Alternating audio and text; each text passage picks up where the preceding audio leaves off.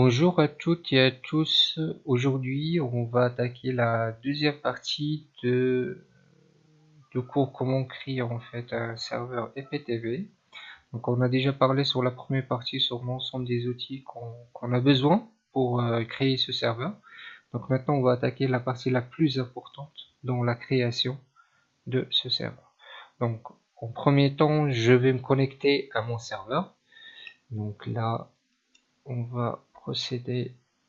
Donc, alors, je vais signaler que il faut entrer en mode route. Ça, c'est très important parce que sinon, on ne peut pas créer notre serveur. Donc, la première étape, c'est se connecter au serveur, à votre serveur. Il faut qu'il soit sur Ubuntu 14.04. Donc, je vais préciser 14.04. Et il faut entrer en mode route. Donc là, la première chose, je suis rentré en mode route. Donc maintenant, je vais lancer des commandes Linux. Alors, par la suite, à la fin de ce tutoriel, je vais mettre dans la description un lien qui permet de d'avoir les commandes de Linux pour l'utiliser par la suite dans votre création de votre serveur IPTV. Donc la première chose, je vais mettre une commande qui permet de mettre à jour nos paquets de notre serveur. Donc on attaque la première commande qu'on va lancer. Donc get update. Donc ça c'est pour mettre à jour nos paquets.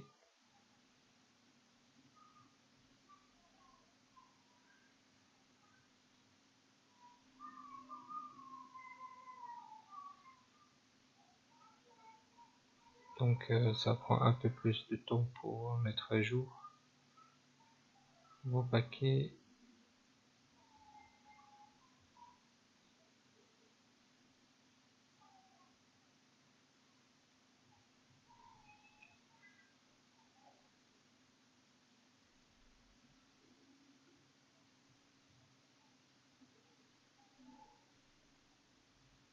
Ok, on lance la deuxième commande apt-get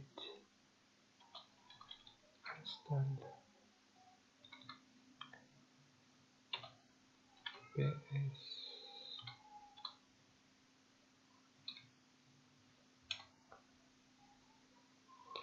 Après on lance. Donc tout ça c'est des commandes pour mettre à jour.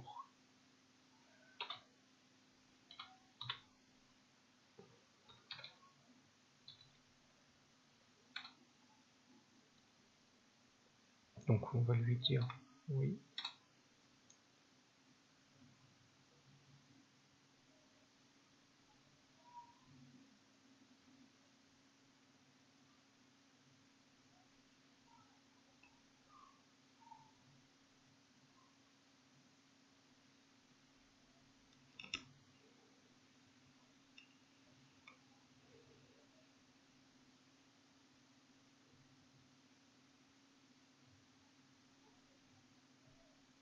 Donc le temps qui fait à jour, on va faire une petite manipulation. On va envoyer un fichier dans notre serveur. Donc pour envoyer notre fichier, j'ai besoin d'un logiciel qui s'appelle WinSCP. Donc on va se connecter en mode SSH. Donc là, alors j'aurais besoin, alors là il faut que je sais l'adresse IP. Donc que je laisse le temps qu'il fasse. Et après je récupère.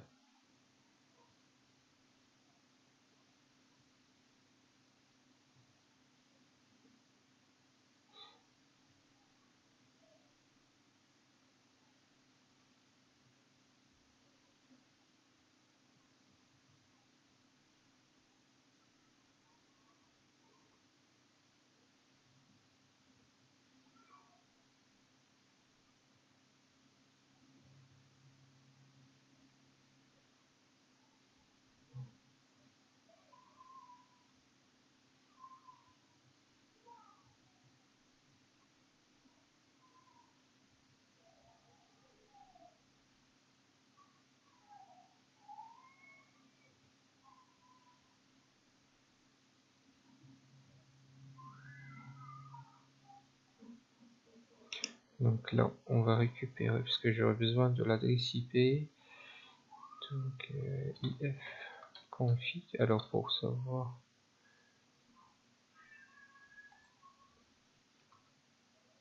if config, donc 192 168 alors 192.168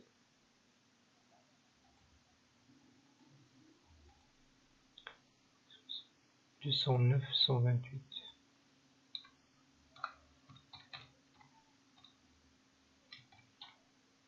Donc là je rentre toujours en mode route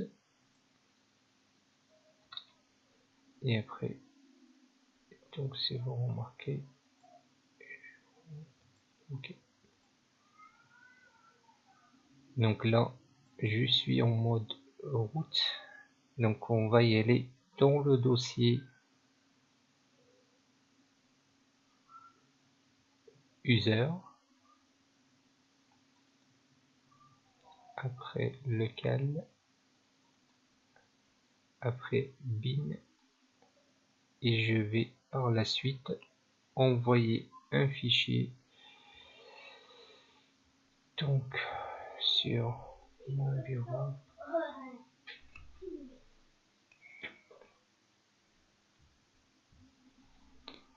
Donc non, c'est pas donc dit. Alors il y a ce fichier là que je vais envoyer ici. Donc une fois le fichier a été envoyé, par la suite je reviens sur mon serveur et je vais accéder à ce dossier. Donc là, donc j'ai mis CD et je lui donne le chemin user lequel et bin slash. Ok.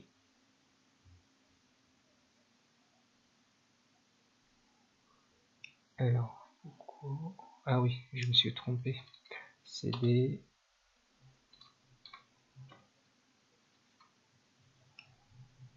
Il n'y a pas de I. Hop. Lequel.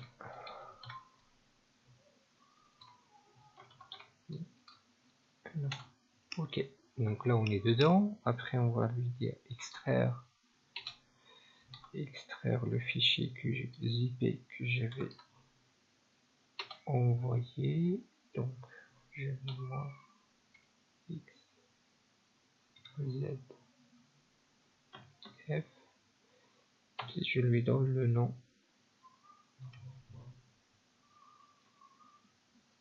serveur.tgz.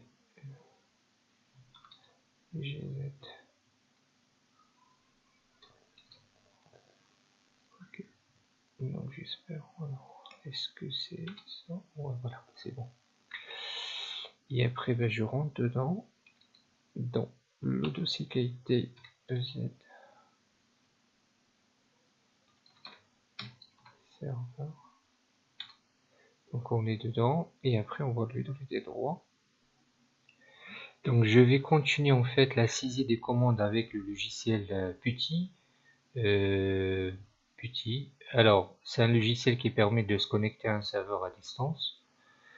Donc là on était sur l'étape de mettre des droits sur notre dossier OZ Server. Donc là on va taper chmod 777 étoile tous les fichiers qui sont en extension .sh, c'est pour des fichiers d'installation. Donc on fait entrée. Ah oui, j'ai oublié. Donc là on va lui dire cd, on va déjà entrer parce qu'on n'était pas dans le bon dossier, c'est pour ça. Donc on va entrer dedans. Alors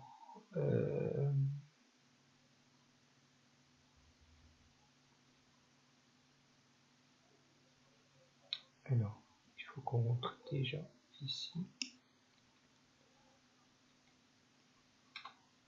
Ok, après je rentre.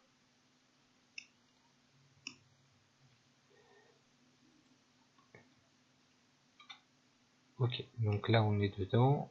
Et après, on va mettre le droit. Donc c'est normal, on n'était pas dans le bon dossier. Et là c'est bon.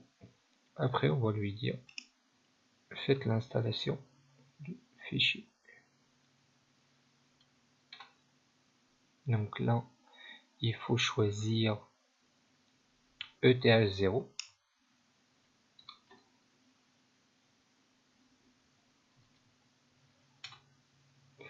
Après, mettez par défaut 18, donc ça c'est le port.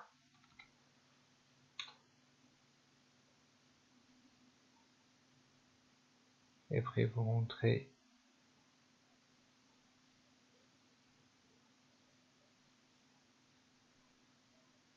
le port aussi pour se connecter. Alors dans ça par défaut vous le gardez. Pardon. Et vous mettez TY. Donc là, il nous dit que c'est bon.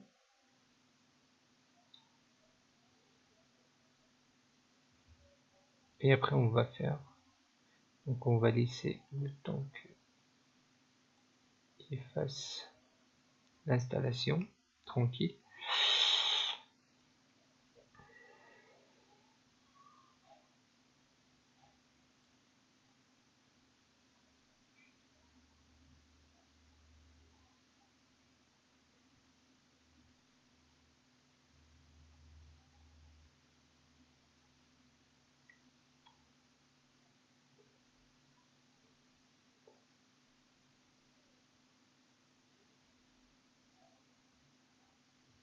Donc je vais arrêter la vidéo le temps qu'il fasse l'installation et après on reprend après la fin de l'installation. Donc l'installation a été finie. Donc là on va demander de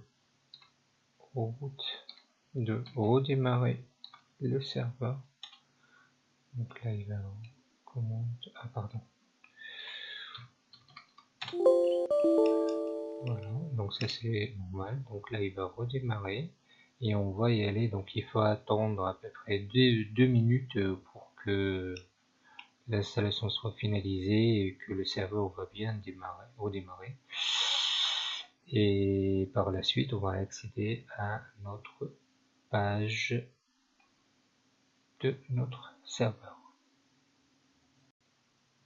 Donc une fois l'installation est finalisée, vous tapez l'adresse de votre serveur ou le nom de domaine, le port qu'on a saisi dans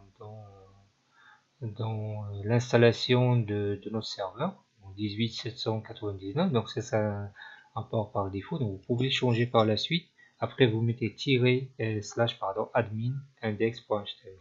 Donc là il vous demande en fait un utilisateur et un mot de passe. Donc l'utilisateur vous mettez root et le mot de passe vous mettez geo-1z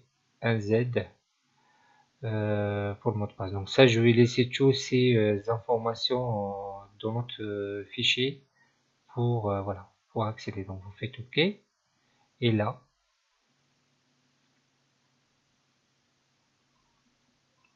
on peut enregistrer et là on a maintenant notre serveur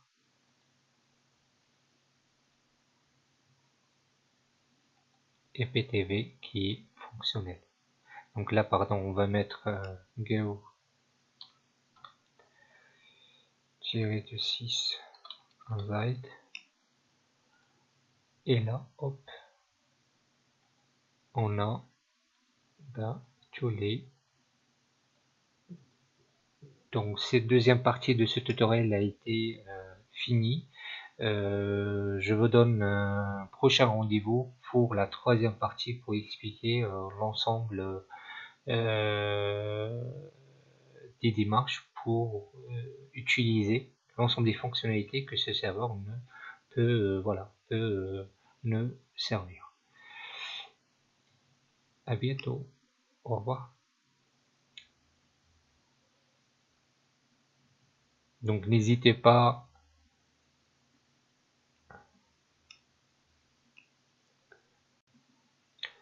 à poser vos commentaires sur la page de la vidéo.